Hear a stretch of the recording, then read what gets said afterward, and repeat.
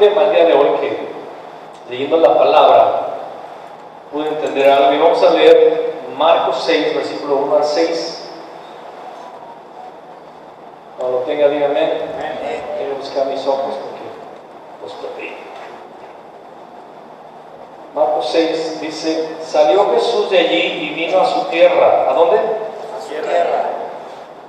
A su tierra. ¿Estaba en otro país? No, estaba hablando de su ciudad. Y le seguían sus discípulos, y llegando el día de reposo comenzó a enseñar en la sinagoga.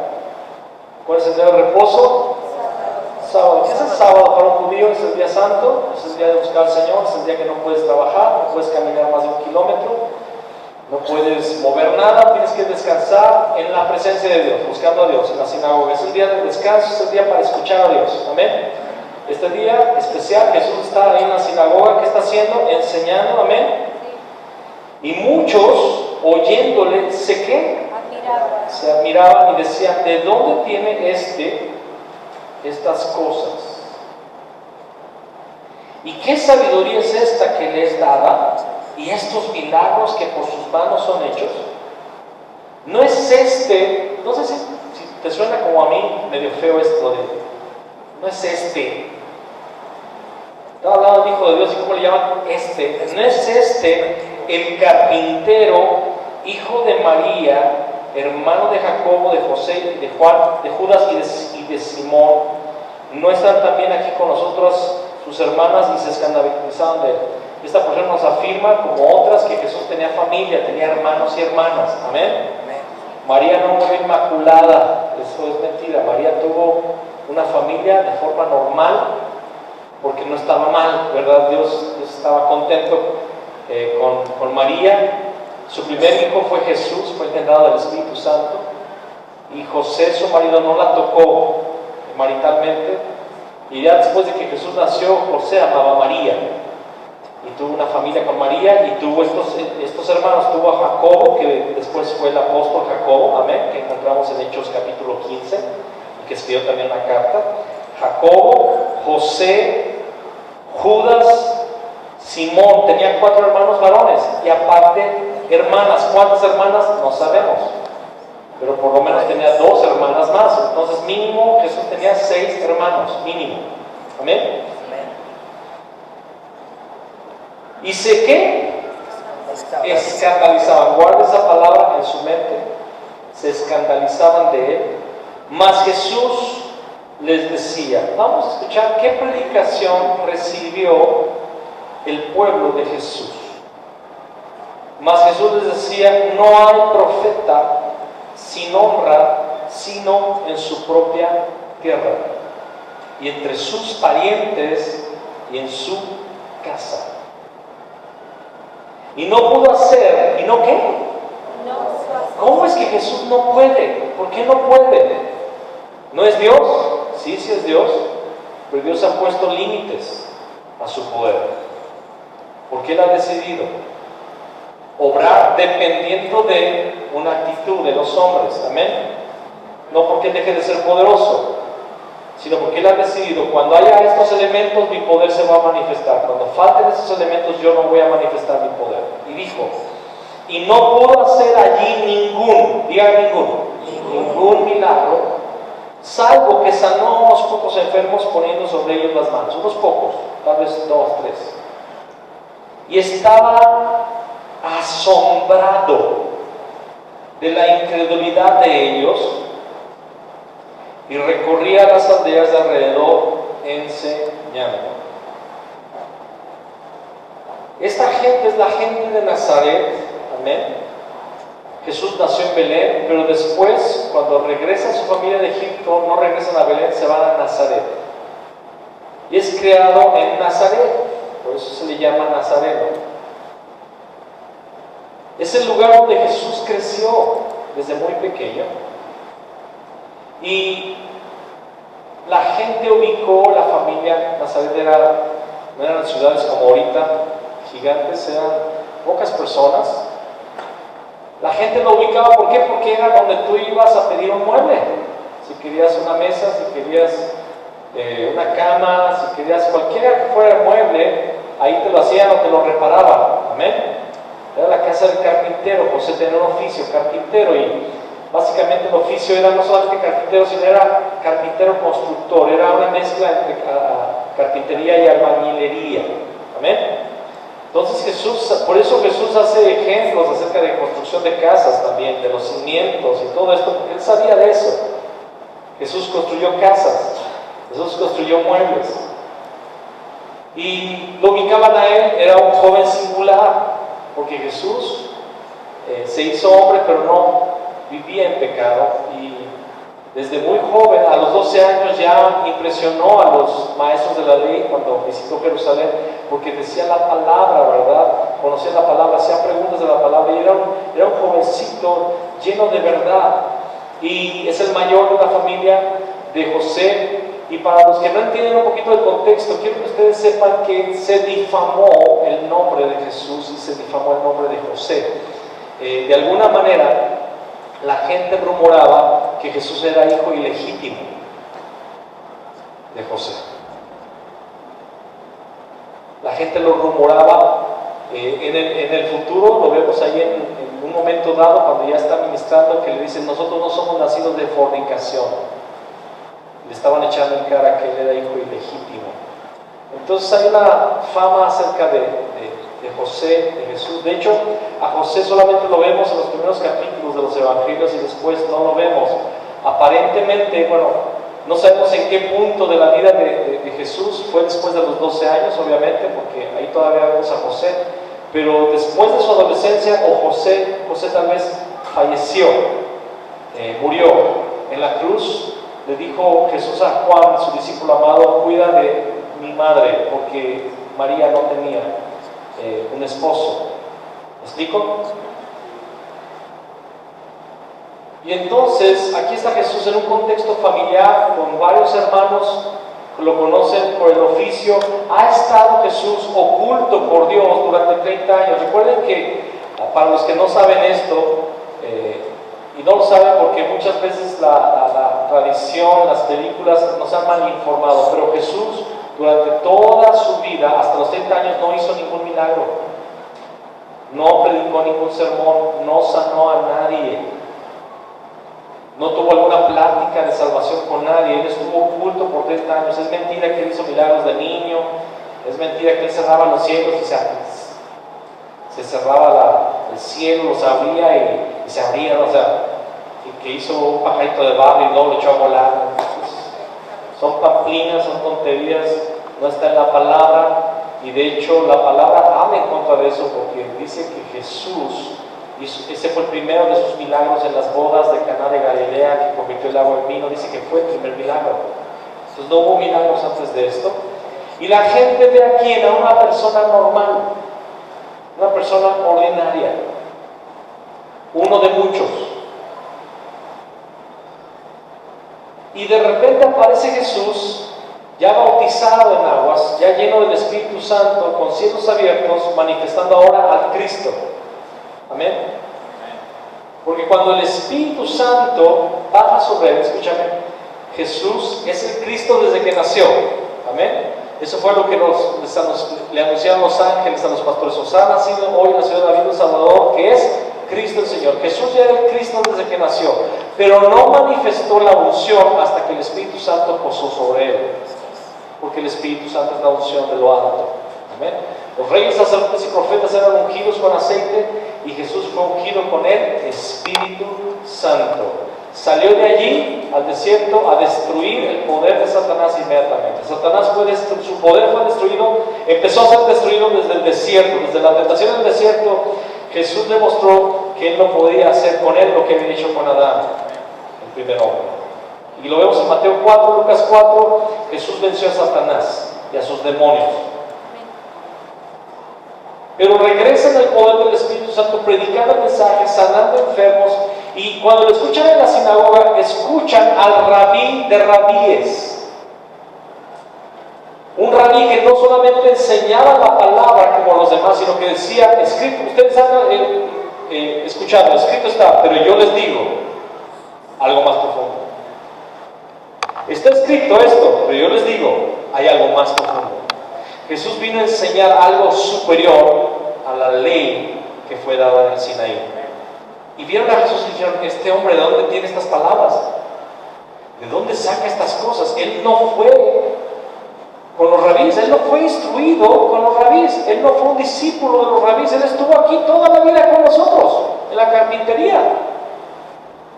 ¿De dónde saca él estas palabras y de dónde hace él estos milagros? No podían creer en el ministerio de Jesús. Diga conmigo, no podían creer. No pueden creer. Pues estaban muy acostumbrados a el día conmigo costumbre. Y quiero hablar de eso, de la costumbre, de cómo nos acostumbramos muy fácil a lo que es impresionante. Estaban muy acostumbrados a él en sus años previos a su ministerio, y esa costumbre o ese acostumbrarse produjo en ellos algo que es letal en la vida espiritual: la incredulidad. La incredulidad. Y yo quiero hablar de la incredulidad. El tema se llama fe versus la incredulidad.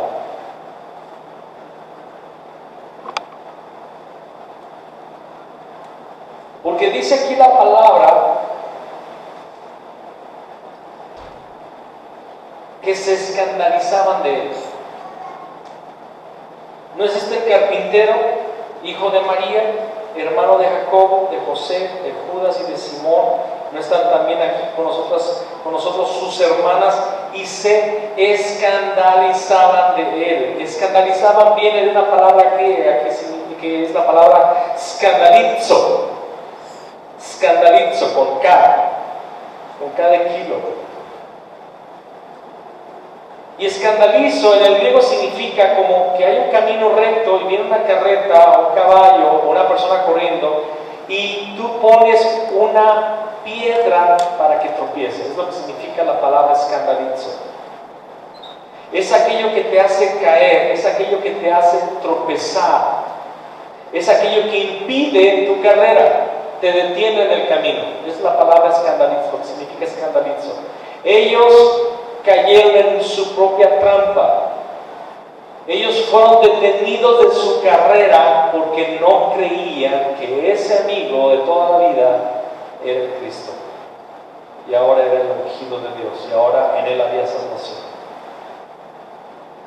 Y esa trampa, escandalizo, es la trampa de la incredulidad, porque esa trampa la tenemos constantemente tratando de hacernos caer a todos nosotros en la vida cristiana, la incredulidad. En otros lugares y en otros momentos vemos a un Jesús haciendo milagros poderosos. En el capítulo anterior, en el capítulo 5, versículo 25 al 34.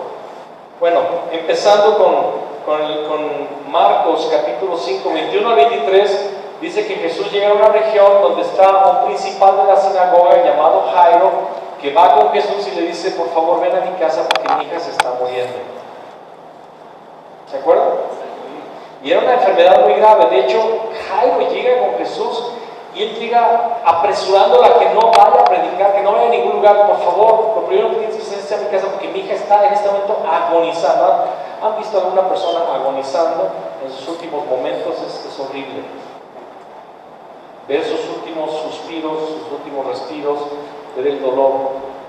Y este Jairo está triste. Esa niña, al final del capítulo vemos que tenía 12 años de edad, es una chiquilla, y tal vez era el deleite de los ojos de su papá. Una niña que lo amaba, que lo acariciaba, que le decía papito, y que lo jalaba, ¿verdad?, a jugar con sus muñecas, a jugar el té. Una niña linda, tal vez muy baracha, como Isabela, hija de César, ¿verdad?, que llega aquí a la nación y ya llega Y ella dando el puñito. Y ha sido la niña de sus ojos, la ama, pero una enfermedad le cayó. No sé. Tiene una fiebre muy alta, o tal vez una apendicitis que se convirtió en peritonitis y que está contaminando. No sé, algo le está matando. ¿De qué te ríes? ¿Puede haber sido eso? Caramba. No sé qué enfermedad. Recuerda que en aquel tiempo la medicina no estaba avanzada y no se podían hacer cosas cuando sucedía como las apendicitis. Mataban a la gente. ¿Te dio una apendicitis? Despídete. No se abría el cuerpo, no había cómo sanar ese tipo de cosas. La gente moría a veces muy joven, entonces estaba agonizando. Jesús, por favor, ve y sánala. Y cuando va Jesús, dice que la multitud lo aprieta, ¿verdad? Porque todos quieren estar ahí con él, es Jesús, ¿verdad? Todos, acá está llegando el profeta, el maestro que está haciendo milagros. Y en ese momento dice ahí, en ese mismo pasaje, en el versículo 23, que una mujer desde hacía 12 años atrás padecía de una enfermedad que se llama flujo de sangre. Hemos conocido esta enfermedad también con algunas personas, nada más que el día de hoy la medicina está más avanzada y se puede tener ese problema, pero a veces el flujo de sangre viene por quistes en la matriz o en la parte de la mujer, ¿verdad? Ahí en su útero, y sangran. El problema es que eso se puede volver crónico cuando no se detiene la hemorragia, porque la sangre es la vida del cuerpo humano, y un flujo de sangre que no se detiene se convierte en anemia y después en leucemia. La sangre llega, el tronco, ¿verdad? Nuestra espina dorsal ya deja de producir los glóbulos blancos, que son los glóbulos que defienden al cuerpo de las enfermedades. Una persona con leucemia, cualquier gripa, cualquier tos, cualquier virus, cualquier bacteria lo puede matar. Esta mujer, dice la palabra, que había gastado todo en doctores por 12 años, se había quedado hasta pobre. Estaba una persona que tiene flujo, ¿verdad? No tiene fuerzas, ya no puede hacer nada, camina lento, sus huesos empiezan a tener osteoporosis, su piel se envejece, ¿verdad? El color de su piel, sus cabellos, sus uñas, todo se deteriora. Y esta mujer está, no sé qué edad tenía, no dice la palabra qué edad tenía, pero ya parece una anciana. Pero ella piensa algo y ella tiene una fe. A diferencia de los del pueblo de Jesús, ella dice: yo sé que si tan solo toco el borde de su manto, voy a ser sana. Y es impresionante la fe de esta mujer, porque en medio de una multitud que la aprieta, ella busca abrirse camino y alcanza a tocar el borde de Jesús. Y en ese momento sí dice la palabra que algo sucedió, a diferencia de otros milagros, que en ese momento ella sintió como el poder entró en su cuerpo y que el flujo paró, y ella sintió como fue sanada en el instante. Y en ese mismo momento también Jesús sintió cómo salió poder de él. Y se detuvo y dijo: paren ahí, espérense, para. ¿Quién me tocó? Y Pedro, que habla primero y piensa después, oh Señor Jesús, y todos se están apretando, pues, ¿cómo que quién te tocó? Hasta yo te estoy tocando, defendiéndote aquí de la gente. No. Jesús estaba diciendo: no, ¿quién me tocó con fe para sanar? Porque sentí que de mi cuerpo salió virtud, salió poder. Y esa mujer asustada, muchos no entienden por qué estaba asustada de declarar que ella le había tocado, y es que una persona con flujo de sangre era una persona impura que no podía estar con las personas, tenía que separarse, tenía que alejarse, recluirse en casa. Se convertía en una paria socialmente porque no podía tener contacto. Era una mujer literalmente se le llamaba inmunda. Y siendo inmunda, y habiéndose metido en medio de la multitud y habiendo tocado a todos, quien era inmundo y tocaba a alguien, la persona que había sido tocada por el inmundo quedaba inmunda por 24 horas y tenía que ser purificada con el lavamiento de las cenizas de la becerra quemada. Lean la palabra si no lo entendieron. Está asustada y dice: yo fui. Y Jesús le dice: mujer, tu fe te ha salvado. Tu fe te ha salvado. Llega a la casa de Jairo. Y cuando llega, todos están llorando, porque la niña acaba de fallecer. Y Jesús les dice, ¿por qué lloran? No está muerta, solamente está dormida. Y se empiezan a burlar de Jesús. ¿Cómo que está dormida? Si está hasta fría la niña. Y dice la palabra que Jesús echa a todos de allí, sálganse de aquí, y nada más se queda con los discípulos que traían y con los papás de la niña. Va y toma a la niña de la mano y le dice, niña, talita cumi, que significa niña, yo te digo que te levantes. Y cuando el verbo de vida, cuando la expresión divina habla, la naturaleza tiene que obedecer. Amén. En ese momento la niña recobra la vida, la levanta. Imagínense la cara de Jairo cuando ve que su niña muerta resucita.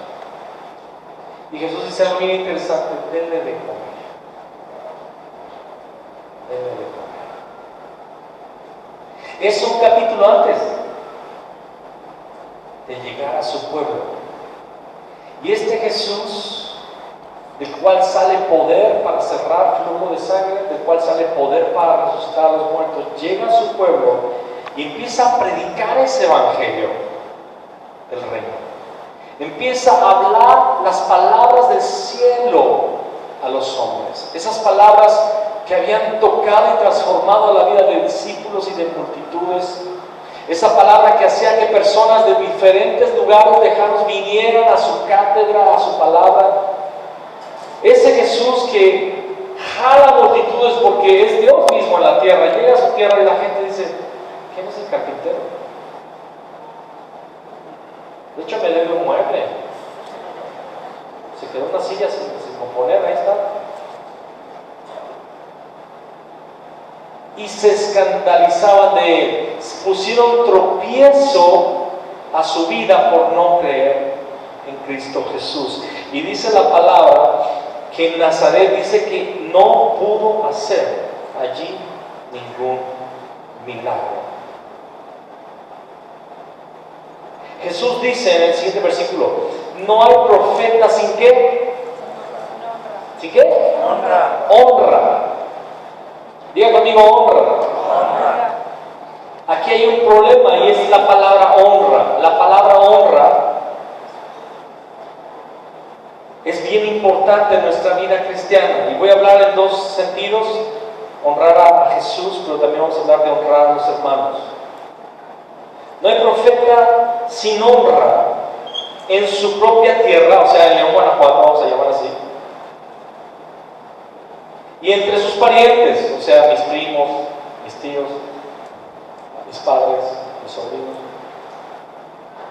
Y en su casa, mi esposa, mis hijos, o mi esposo, mis hijos, o mis padres y mis hermanos. Porque algo pasa, hay falta de honra a Jesús. En griego esta palabra, falta de honra, significa menos estima. Y no es cierto que cuando viene algún predicador de fuera y nos predica, wow, queremos sacarnos la foto con él, ¿no es así? Como me sucedió a mí en Venezuela. Pero yo aquí lo que hago, nadie se quiere sacar una foto conmigo. Es más, me piden, ¿me pueden sacar una foto, hermano?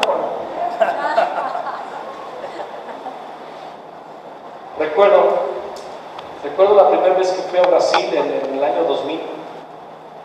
Mi viaje allá, prediqué 2 veces en esa ocasión, pero más que nada me habían invitado para ministrar la adoración en una conferencia.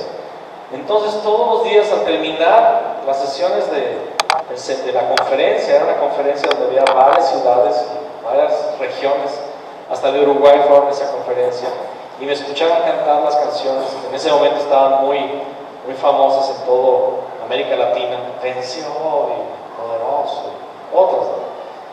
Y el mexicano estaba ahí cantando en portuñol y todo. Al final todos querían sacarse fotos conmigo, todos querían mi autógrafo. Me estaba autografiando CDs, pero de otros, porque había llevado yo CDs para vender, pero de otros hermanos, y le estaba autografiando los CDs de otros hermanos, pero buscaban con el autógrafo ahí, entonces con la foto y todo. No sé qué está pasando. Parecía un artista, ¿no? Me invitaron a quedarme, a regresarme con mi familia. Nos fuimos un año después, bueno, 6, 7 meses después, más o menos. Y empecé a trabajar en la iglesia, a ministrar. Y un año después, en la misma conferencia, invitaron a otro ministro de alabanza. Y ahora yo estaba sacando las fotos. Ya estaba sacando fotos conmigo, ya nadie me estaba pidiendo autógrafos. Yo era alguien más porque se acostumbraron a mí, porque ya vivía entre ellos, porque ya todos los días me veían cada miércoles y cada domingo, y todos los días estaba en la iglesia, y todos los días estaba ahí sirviendo, y empezaron a acostumbrarse a mí. Y me acuerdo que de repente en una foto, yo quise salir en la foto, y una de las muchachas del grupo de alabanza dijo: usted no, andamos nosotros. Dije: hace un año te quieres sacar una foto conmigo, y ahora no quieres que salga la foto. Eso me dolió. Pero entendí algo que estamos viendo aquí. A Jesús lo tenían en menos estima por la costumbre. Por la costumbre. Acompáñame a 1 Tess, capítulo 5.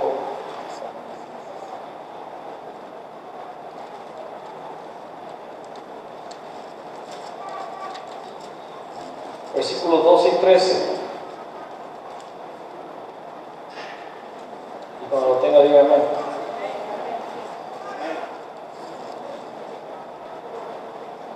Os rogamos, hermanos, que reconozcáis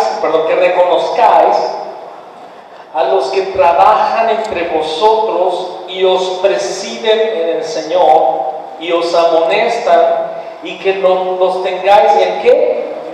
Mucha estima. ¿Qué es mucha estima? En honra. Falta de honra significa menos estima, y entonces ¿qué significa mucha estima? Honra, amén. Y que los tengáis en mucha estima y amor por causa de su obra, tener paz entre vosotros. ¿Por qué Dios quiere que reconozcamos a los que trabajan, a los que presiden, a los que enseñan, a los que amonestan?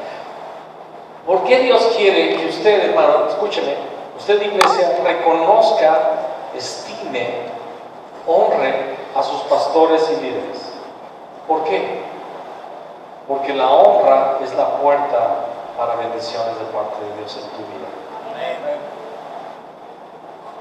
Cuando empezamos a estimar, cuando empezamos a honrar a los hombres de Dios, a las personas que han sido puestas por Dios para presidirnos. Presidir es dirigir, ¿amén? Amonestar es enseñar y exhortar, animar. Cuando honramos, cuando tenemos en estima a esos hombres y mujeres de Dios y reconocemos que son una bendición de Dios para mi vida y que hay algo de Dios en ellos para mí, se abre la puerta de la bendición hacia mi vida, y lo que Dios quiere darme vendrá. Escúchame, Dios podría bendecirte de forma directa, y lo hace. Para eso es la oración personal y íntima con Dios, para ir a la presencia de Dios y recibir del Señor cosas. Pero hay cosas que Dios solamente lo hará a través de otro hermano, y no necesariamente el pastor. Obviamente el pastor debiera ser un canal de bendición para tu vida, porque Dios estableció esto. Pero también otros hombres y mujeres, hermanos tuyos en Cristo, que tienen algo de Dios, tienen algo de Dios para tu vida. Cristo está en ellos, y si no recibes es porque no estás reconociendo lo que Dios ha puesto en ellos, y porque no los estás teniendo en estima. Te acostumbraste a él o a ella. ¿Y por qué te acostumbraste? Porque es mi hermano, porque es mi hermana, porque es mi primo, es que el pastor es mi tío. Si ustedes lo conocieran cuando nos estamos ahí en la casa de mamá, ¿cómo es? Estoy hablando de otros ejemplos, o sea, hay otras mamanis, por favor, pero ninguna como la mía, ¿verdad?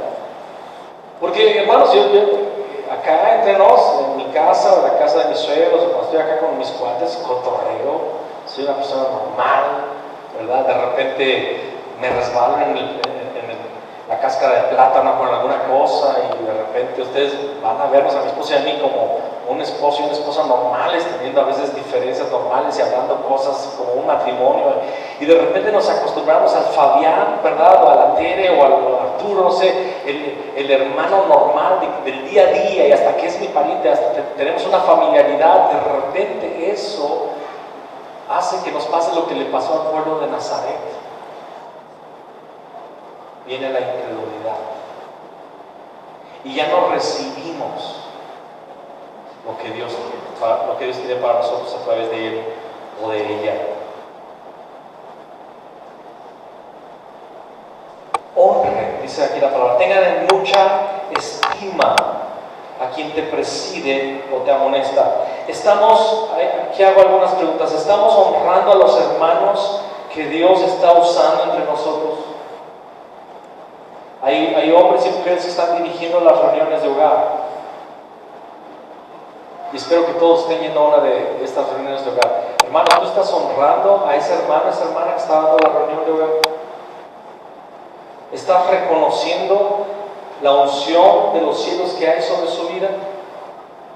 ¿Estamos honrando a los que están allí sirviendo con el departamento infantil, las maestras, maestros, los que dirigen el departamento infantil? Ustedes no saben cuánto trabajan estas personas. Ustedes no saben cuánto se preparan. Hay uno que otro que llega corriendo a dar la lección, ¿verdad? Pero eso es otro tema. Pero se preparan, tienen juntas, tienen un seguimiento, tienen toda una planeación, llegan con materiales. Muchos de ellos ponen de su dinero para el material. Hicieron aquí con los niños, era un palito de madera, ¿verdad? Les encantan los palitos de madera a los maestros, siempre. Palito de madera, pasó. Mucho resistor, mucho palito de madera. De hecho, puedes construir un cohete espacial con un palito de madera. Está el palito de madera con unas tiritas de colores así dorados. Y era el manto de José.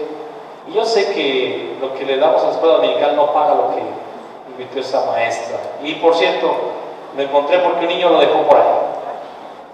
Y la maestra que lo dijo, aquí lo dejó, todo el esfuerzo, todo el gasto para que el niño lo deje aquí, ¿no? Estamos reconociendo a esos maestros y maestras de escuela dominical. Estamos reconociendo a las personas que hacen el aseo en esta congregación. Dice que trabajan entre nosotros.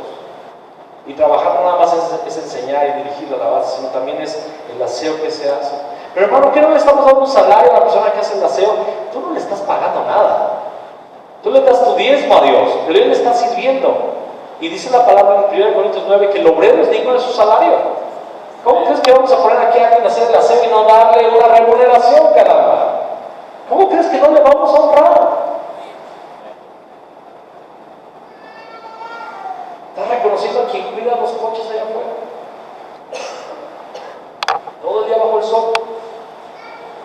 O a veces hasta le aceleras para que no vengan corriendo a pedirte la de 10. Ahí viene, hijo.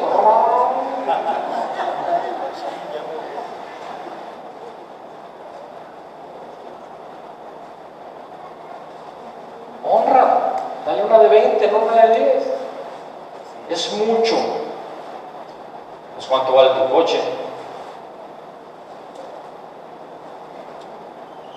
Estamos honrando. Es más, cuando alguien viene, algún hermano, alguna hermana, y que es tu familiar, y de repente, ¿sabes qué? No sé, imagina a Jessica hablando con su suegra. Suegra, siento de parte de Dios decirle esto. ¿Qué debe hacer Mari? Ay, es mi nuera, por favor. Si yo la gané para Cristo, yo los invité a ellos, y ella ahora me enseña a mí. O reconocer que Cristo ha sido formado en ella y que lo que me está diciendo viene de Dios. No voy a hacer nada. Nos cuesta trabajo. A veces viene y digo, papá, ¿sabes qué? Le da con esto, no, pues.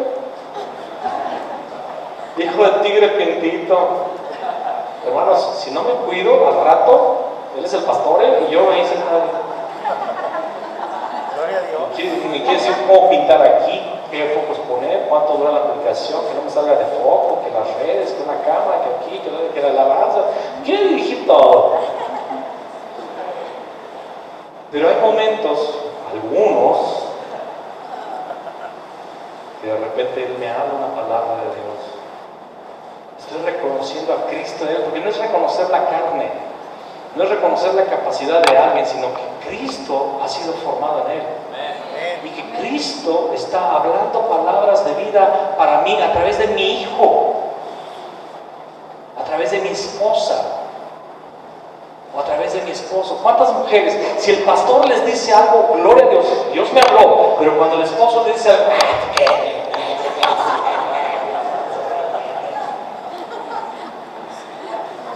es el esposo? Es que lo escucho roncar todas las noches, lo veo acostado con su barriga chelera ahí todas las noches. Y ahora él me va a decir una palabra de parte de Dios. Si es el pastor Fabián, sí. Una vez una persona que no está aquí tenía problemas con su esposo, estábamos en consejería matrimonial, me dice, pastor, yo me quiero someter a usted. Yo me tengo ganas de decir, sométese primero a su esposo. ¿Por qué el problema? Muy sometidas a los pastores, pero a sus esposos nada.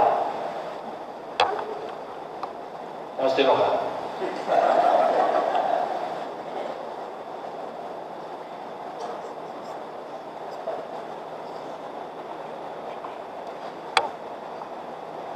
Vamos a Romanos, capítulo 12.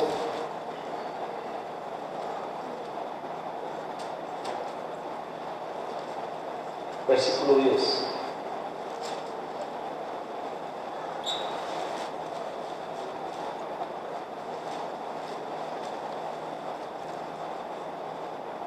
¿Lo tiene?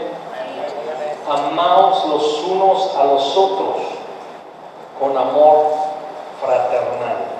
En cuanto a honra, prefiriéndoos los unos a los otros. ¿En cuanto a honra qué? Prefiriendo los unos a los otros. Vamos a leer 13:7 también. 13:7. No debáis a nadie nada, sino el amaros unos a otros, porque el que ama al prójimo ha cumplido la ley. Amén. Perdón, me pasé un versículo. Pagad, 7. Pagad todo lo que debéis, al que tributo, al que impuesto, al que respeto, al que honra.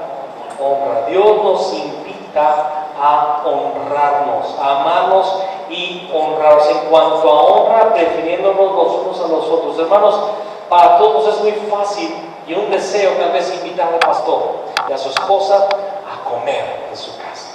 Es que yo quiero que un día venga el pastor a mi casa. Un día yo quiero juntar un varito, ¿verdad? Para llevar al pastor a un buen restaurante y platicar con él, con mi pastor, tenerlo ahí, mi pastor chulo. Pero y al hermano Juan Cuerdas, a la hermanita Juanita Cuerdas. Si hay Juan Cuerdas, hay Juanita Cuerdas. Hay el hermanito que viene todos los domingos y que se sienta en aquella silla, chaparrito, morenito, petito, lindo. A él no te dan ganas de invitarlo a un buen restaurante un día. A él no te dan ganas. Muchas personas me dicen, pastor, me voy a meter. Ayer me dijo una persona bien linda, voy a empezar a ir al gimnasio, me gustaría invitarlo a venirse al gimnasio conmigo. Ok, voy. Pero, y al hermanito aquel que está gordito, que también necesita ir al gimnasio, ¿no te dan ganas de invitarlo? Por cierto, ahora entendí por qué invitaste al gimnasio. Ya me cayó el 20. Me quiso decir que estoy gordo. Ok, ya te entendí. En cuanto a honra, prefiriendo los unos a los otros. Si aún la palabra en otra porción que no busqué, pero estoy recordado, dice: invita al que no tiene para que no te lo devuelva. Porque invitar a Pepe es bien fácil. Porque sí tiene.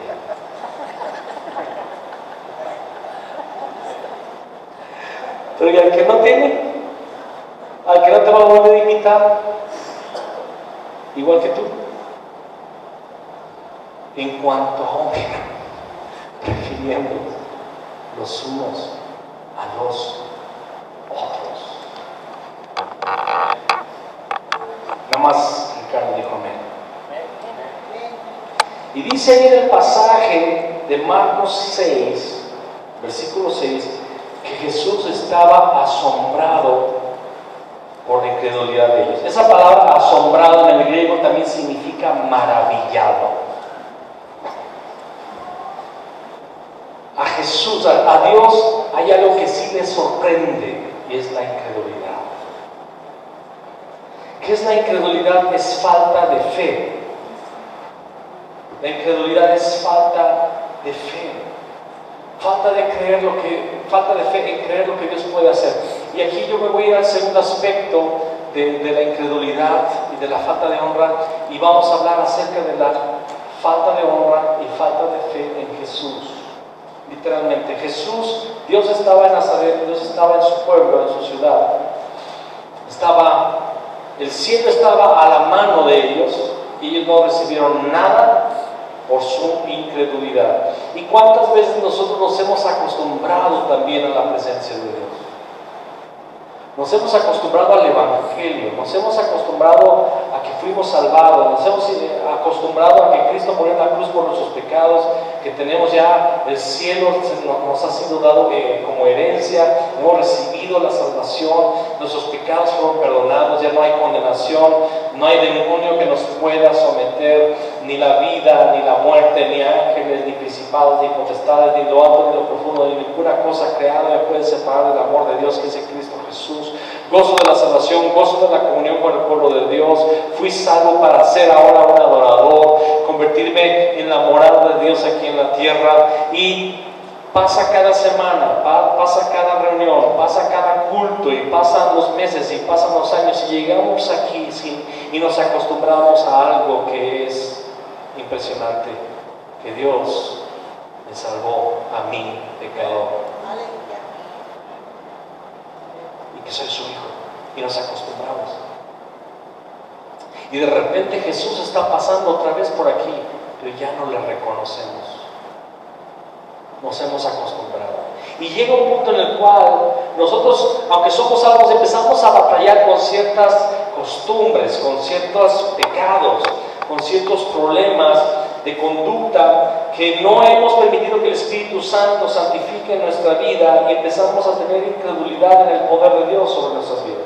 Sí, creemos que somos salvos, pero de repente empezamos a pensar que somos salvos, pero nunca vamos a poder cambiar, porque ya tengo tanto tiempo y sigo con el mismo problema. Sigo con la misma actitud, batalla con algunos pecados de hace 3, 4 años o hasta más, los que tenemos más tiempo. Y empezamos a acostumbrarnos al Evangelio, pero sin poder en nuestras vidas. En Santiago, vamos a Santiago 1.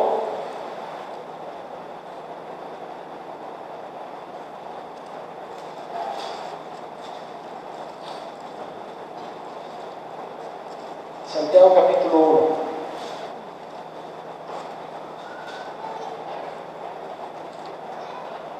Dice el versículo 6 al 8, pero pida con fe. ¿Cómo debemos de pedir? No dudando nada, porque el que duda es semejante a la onda del mar que es arrastrada por el viento y echada de una parte a otra.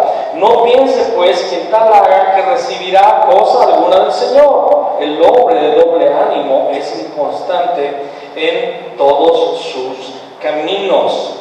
Hermanos, el que duda de lo que pide es como la onda del mar. ¿Qué significa esto? Santiago dice, si tienes falta de sabiduría, pídele a Dios, pero pide creyendo que te va a dar sabiduría. Si tú pides una solución para algún problema que tú estás teniendo delante de Dios, pide creyendo que Él puede solucionar ese problema. Anoche mi esposa me pedía que orara por una parte de su cuerpo que le estaba doliendo, y yo empecé a pedir con fe. Dije, Señor, sánala. Y yo creo que tú la puedes sanar, no sé si te sientes mejor, ¿sí? Pero yo pedí creyendo que Dios puede sanar y buscando creer, porque yo sé que ahí la incredulidad está en mí, porque me he acostumbrado al Evangelio. 48 años aquí en el Evangelio. Literalmente yo crecí en las bancas de la iglesia, que cuando me quería sonar la nariz era con una página de la Biblia, con un salmo. Y te acostumbras al poder y dejas de creer en el poder, dejas de pensar, puede suceder en otro lugar, puede suceder a alguien, pero a mí no, porque yo estoy aquí, soy el mismo de siempre. Pida con fe, no dudando, porque el que duda es como la onda del mar. ¿Qué significa? Está extraviado. Está perdido esa persona. Que predica un evangelio pero sin poder, que dice creer pero realmente no es práctico ni efectivo el evangelio en su vida. Yo quiero creer en milagros nuevamente. No es porque haya dejado de creer, pero los quiero ver. Quiero lo sobrenatural, quiero el poder de Dios, quiero que nuestras reuniones estén llenas del fuego de Dios, sin perder el evangelio, ¿verdad? Sin irnos sobre lo llamativo, lo espectacular, pero es que Dios es llamativo y espectacular. Pida con fe, creyendo, honrando la presencia de Jesús. Es que Jesús está aquí, no es un carpintero nada más, no es nada más la buena persona que me salvó nada más, es Dios. Y Él quiere hacer en mi vida una vida sobrenatural. ¿Crees en el poder de Cristo Jesús? Es mi pregunta. Ya no para salvación. Tal vez todos aquí han recibido la salvación y todos aquí son lavados con la sangre del Cordero. Y yo sé que tú crees que Él es el poder de Dios para la salvación, pero ¿crees en el poder de Cristo Jesús para hacer maravillas en tu vida? ¿Crees que su poder puede transformar y que está a la mano, a nuestra mano el día de hoy?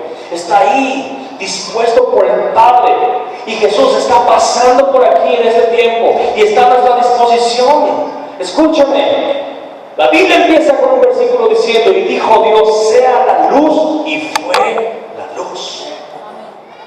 Ese es el Dios que tengo. De nada, Él no tomó algo para hacer la luz. Él no usó de una materia que ya estaba ahí. De la nada, simplemente por su poder, bájale poquito, que estoy gritando, por su poder, por su divinidad, Él dijo: quiero que exista la luz, sea la luz. Y en ese momento, ¡pum!, la luz tuvo que ser. Y se empezaron a formar las galaxias, los planetas, los soles, los universos. Acabo de ver en internet, puse en mi Facebook, de la comparación entre los planetas y todo, y aparecen unos satélites, unas lunas, ¿verdad?, que tienen el tamaño de Europa, y luego viene la luna y empieza a crecer en tamaño, ¿no? Y luego comparas la luna con la Tierra, y la Tierra está gigante, ¿no? Y luego comparas la Tierra con Saturno, y la Tierra está chiquita y Saturno está gigante. Y luego comparas Saturno con Júpiter, y Júpiter está gigante comparado con Saturno. Y luego pones a Júpiter al lado del Sol, pues Júpiter está chiquito y el Sol está gigante. Pero luego aparece un Sol gigante al lado del Sol, y el Sol está chiquito comparado con aquel gigante. Y luego pones este gigante y lo comparas con otro Sol que tiene sus nombres, que existen, que los han encontrado. Y ese Sol gigante está chiquito, y así sigue. Y dice la palabra que el Señor se inclina a mirar nuestro universo.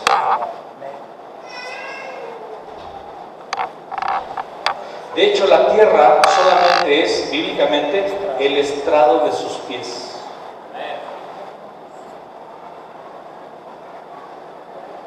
Sea la luz. Y fue la luz. Génesis capítulo 1 versículo 3. Lucas capítulo 1 37. El ángel Gabriel le dijo a María: porque no hay nada imposible para Dios. Nada imposible. No hay nada imposible. ¿Sabes lo que es nada? Nada. No hay imposibles para nuestro Dios. Pero Él ha decidido que si tú no le crees, Él no puede operar en tu vida. Por eso estaba maravillado Jesús, por su incredulidad. Escúchame, en Marcos capítulo 6, versículo 48, dice la palabra que Jesús envió a sus discípulos por el mar de Galilea que pasaran al otro lado, pero el viento era contrario y pues no podían, remaban y no avanzaba nada. Y dice Jesús: ay, voy a acercármeles. Y dice: vino a ellos andando sobre el mar y quería adelantarse. Estás dormido tú. No entendiste nada. Vino andando sobre el mar. porque quería adelantarse, o sea, no quería dar la vuelta y llegar después. Digo, ¿para qué me doy la vuelta? Mejor por el medio.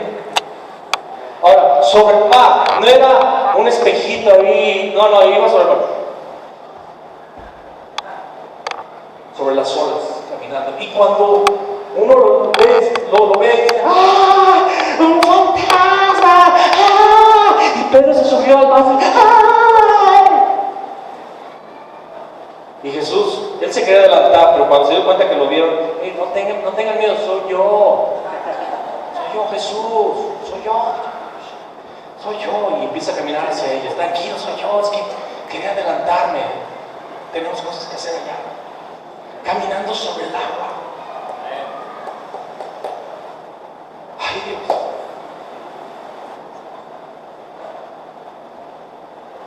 Es el Jesús que tengo adentro.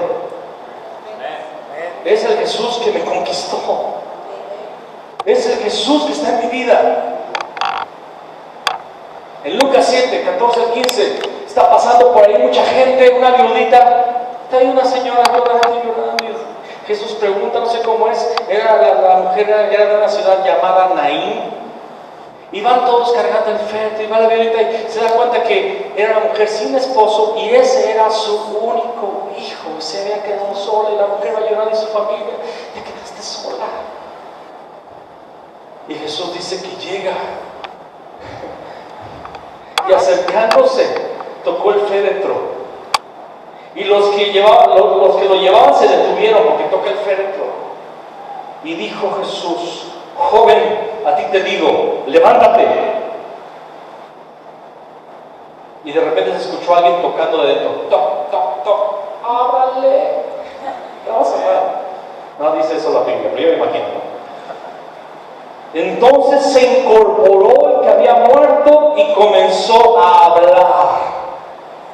Y dice allí, y lo dio a su madre. Ahí está Jesús, porque Jesús es Dios, pero es bien humano también. Mujer, te agüites. Aquí está. Ahí está. Váyase de nuevo a su casa. Prepárale ahí las albóndigas que tanto le gustan a él. Y lo dio a su madre.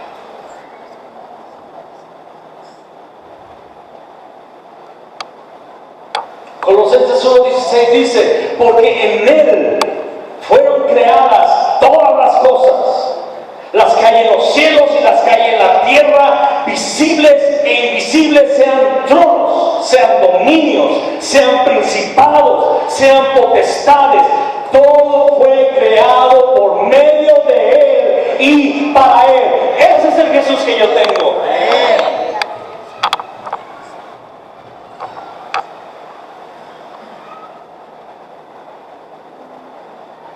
Hebreos capítulo 1, acompáñenme.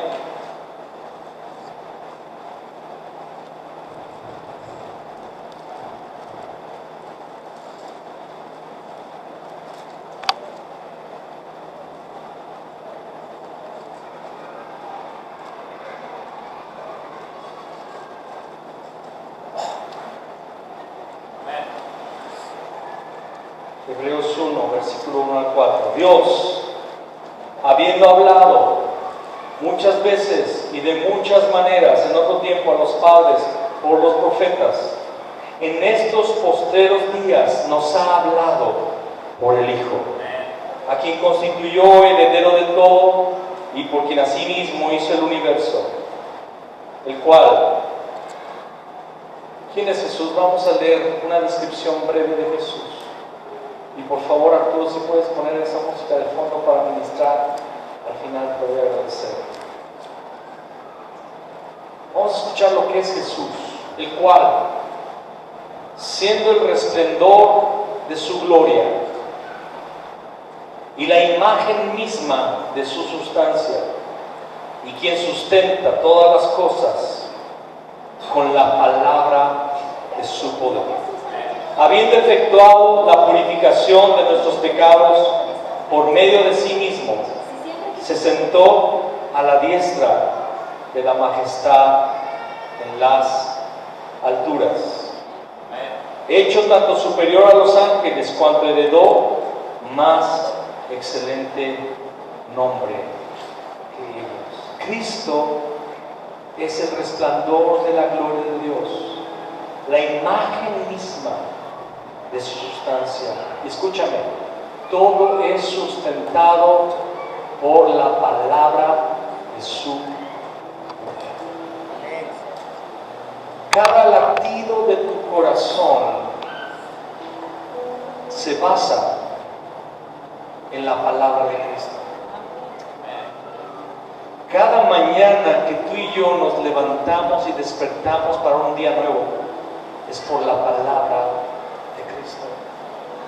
Cada respiro, cada paso que damos está sustentado en la palabra de su poder. Y la meta de Dios, el propósito de Dios para cada uno de los redimidos es que Cristo sea formado en ti. Y que el mundo pueda ver una vez más el cielo a través de sus hijos que son como Cristo. Que el mundo escuche el Evangelio nuevamente a través de bocas, de vidas en las cuales Jesús entró y fue formado en ellos. La pregunta el día de hoy es: ¿somos hombres y mujeres de fe? ¿O hemos caído en la trampa, escandalizo, la trampa de la incredulidad? Nos hemos acostumbrado al Evangelio. Somos como el pueblo de Nazaret, que Jesús mismo puede estar aquí en nuestras reuniones. Jesús mismo puede estar en nuestra enseñanza. Jesús puede estar manifestándose a través de la vida de un hombre o de una mujer consagrados, y nosotros no lo podemos ver, no lo podemos oír, porque es el hermano fulano de tal, es la hermana fulana de tal, que conozco sus defectos. O tal vez porque el mensaje, aunque sea poderoso, nos hemos acostumbrado al Evangelio y hemos dejado de ver que tenemos a un Jesús que lo sustenta todo, que lo llena todo, que lo puede todo. Ojalá y no seamos esa tierra de la cual dice la palabra que Jesús se maravilló de la incredulidad de ellos. ¿Sabes qué? Dice la palabra que donde abunda el pecado, sobreabunda la gracia. Estamos viviendo nosotros en un tiempo y en una ciudad, en una generación que necesita gracia superabundante. Yo sé que estamos esforzándonos, ¿verdad?, por llevar el Evangelio, pero necesitamos que Dios empiece a empapar nuestro mensaje del poder de Dios. Necesitamos llevar el mensaje, pero junto con oración que sana a los enfermos, con oración que saca a los demonios. Necesitamos estar empapados, necesitamos una vez más una visitación de los cielos tipo Jesús en el Jordán, donde los cielos se abran y no solamente hablemos, sino que la gente vea el poder de Jesús a través de nosotros. Pero no tendremos esa manifestación de poder si hay en nuestra vida escandalizo, si hay en nuestra vida un tropiezo que se llama incredulidad. Pidámosle a Dios en esta tarde algo. Póngase de pie. Pidámosle a Dios que nos vuelva a sorprender. ¿Me escuchaste? ¿Me escuchaste? Pidámosle a Dios que una vez más el Evangelio te vuelva a sorprender. Amén, Señor. Porque el Evangelio nunca ha dejado de ser maravilloso. Nunca ha dejado de ser poderoso. Romano dice que el Evangelio de Dios es poder. El Evangelio es poder de Dios en Cristo Jesús. Poder de Dios. El Evangelio no ha perdido el poder. Cristo no ha perdido el poder. Yo me volví incrédulo. Yo me acostumbré al Evangelio. Yo me acostumbré a la buena nueva. Yo me acostumbré a la salvación. Y escúchame, no nos podemos acostumbrar. Es un milagro. Y este milagro ha sido tan grande que un día estaremos en el cielo sorprendidos de la salvación. Y cada minuto que pasemos en la presencia de Dios vamos a estar diciendo: Señor, ¿cómo es posible que te dignaste a ver un pecador como yo? Que recoge el menesteroso del muladar y lo haces sentar a la mesa con príncipes. Escúchame, un día voy a estar, yo voy a estar ahí, voy a estar sentado a la mesa con Abraham, con Isaac, con Jacob, con David, con Moisés, con Daniel, con Josué, con Pablo, con Pedro, con Juan. Voy a estar ahí en la mesa de todos esos hombres de Dios que experimentaron la presencia de Dios, y yo voy a ver que Dios me sentó en la misma mesa de todos esos vencedores. ¿Sabes por qué? Por su beneplácito, por su bondad, por la sangre del Cordero, porque le dio la gana, porque Él es un Dios bueno. Él me sacó a mí del muladar. Yo estaba podrido, yo era un vil pecador, estaba ahí arrastrándome en el suelo. Estaba lisiado de las piernas como Mefiboset. Era ciego y no podía ver la luz. Y Él me amó y me salvó. Oh Señor, qué poderoso es tu evangelio.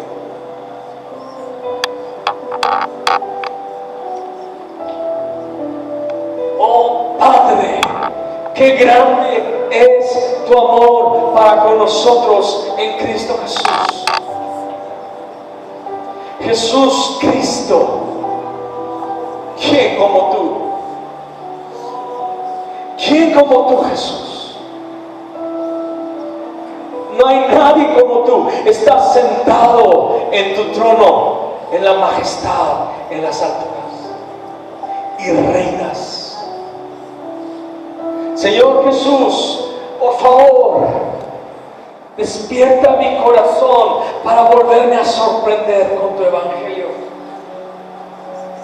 Despierta mi vida, despierta mi corazón a ver el poder que hay en ti, la grandeza que hay en ti, la salvación que hay en ti. Señor, lo grande de tu salvación, cómo has destruido todo poder que me tenía oprimido, esclavizado, y me has dado tu salvación. Señor, ayúdanos a verlo nuevamente, que podamos vivirlo nuevamente, que podamos sorprendernos nuevamente, que podamos, Señor, sentir ese amor y esa gracia, ese perdón, esa salvación, esa redención, esa libertad que tú nos has dado por medio de Cristo Jesús. Señor, quita toda incredulidad. En este día, Señor, queremos honrarte a ti. Diga conmigo: Jesús, yo quiero honrarte. Yo quiero tenerte en alta estima. Señor, quiero vivir para honrarte. Tú eres lo más precioso para mí. Tú eres lo más importante para mí. Tú eres lo más deseable para mí. Tú eres lo único que importa, lo único que interesa en esta vida y en la siguiente, Padre. Toda la eternidad, como hemos cantado hace un momento, solo imagino cuando esté delante de ti. ¿Qué es lo que voy a hacer? Voy a danzar, o me voy a quedar de pie, me voy a arrodillar, o voy a gritar, o voy a callar, o voy a cantar solamente aleluya cuando esté rodeado de tu gloria. Señor, permítanos recordar de dónde nos sacaste y lo que tú has hecho en nuestra vida y lo que tú todavía estás haciendo y vas a hacer en nuestra vida. Queremos honrarte. Honra a Jesús en este momento con sus palabras. Dejen de escucharme. Ahora empiece a decirle a Jesús palabras de honra, palabras de amor, palabras de estima. Hable a Jesús en esta tarde. Hónrelo con sus palabras. No se quede callado. Oh Jesús. Oh Jesús. Te adoramos, Jesús. Un corazón que considere de dónde me has sacado y que ha sido solamente tu misericordia, que ha sido solamente tu gracia, Padre, tu bondad, pueda venir la memoria en mi vida, Señor, cada momento,